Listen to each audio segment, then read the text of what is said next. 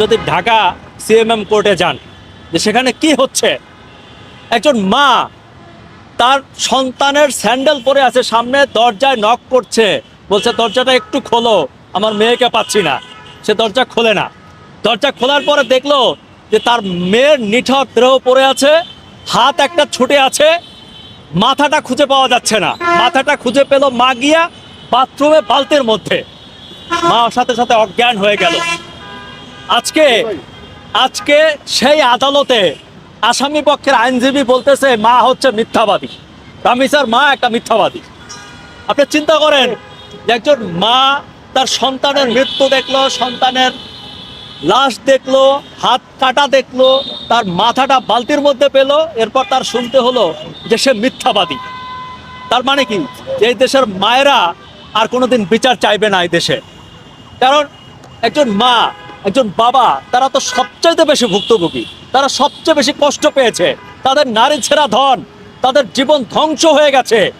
শেষ পর্যন্ত তারা বিচার চাইতে গেলে তাদের এরকম বাজে কথা শুনতে হয়, তারা মিথ্যাবাদী। আদালতে এখন কোর্টে ফাইট করতে হচ্ছে। আমি যতদূর এখন পর্যন্ত তথ্য পেয়েছি তাতে দেখতে পাচ্ছি যে এই বিচার আদৌ হয় কিনা আমার সন্দেহ আছে। কারণ বিচার করতে হলে লাগে বিচারের প্রুফ। এই শিশু বাচ্চাটিকে দেখেন, তার আইনজীবী বলছে যে তার যৌনাঙ্গে সেই বীর্যের কোনো অস্তিত্ব পাওয়া যায়নি এবং ডিএনএ টেস্টেও সেটি প্রমাণ মেলেনি। তার মানে এই মামলা অর্ধেক হালকা হয়ে গেছে, এই মামলা 50% হালকা হয়ে গেছে। এবং যে সকল তথ্য প্রমাণ দিতে হয়, এটা দিয়ে আমার মনে হয় না যে রামিসার পরিবার কিংবা আমরা সঠিক বিচার পাবো। আমাদের এইভাবেই ভুগতে ভুগতে একসময় এই কেস ভ্যানিশ হয়ে যাবে।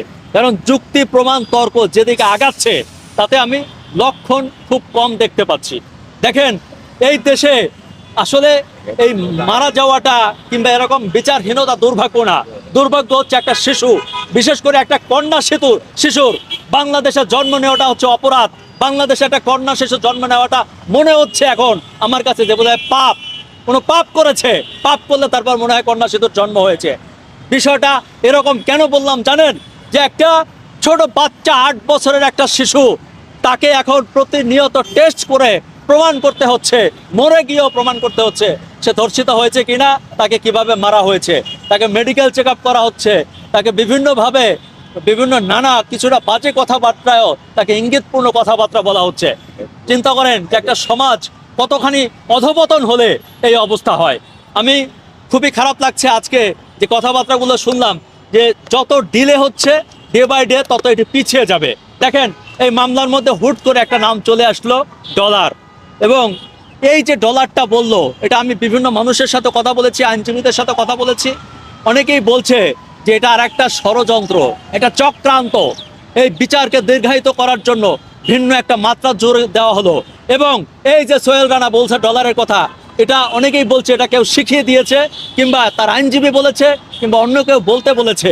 আমার এখন খুব আফসোস এবং আমার দুশ্চিন্তা লাগে যে না জানি কোনো চক্রান্ত করে এই বিচারটাকে দীর্ঘায়িত করা হয়। এবং অলরেডি কিন্তু এটা নিয়ে বিভিন্ন পত্রপত্রিকায় লেখে হচ্ছে, ডলারকে খোঁজা হচ্ছে, যেহেতু ভিন্ন একটা মাত্রা তৈরি হয়েছে। আইন যখন আপনার বিচার করবে তখন তো সে সব দিক বিবেচনা করেই বিচার করবে।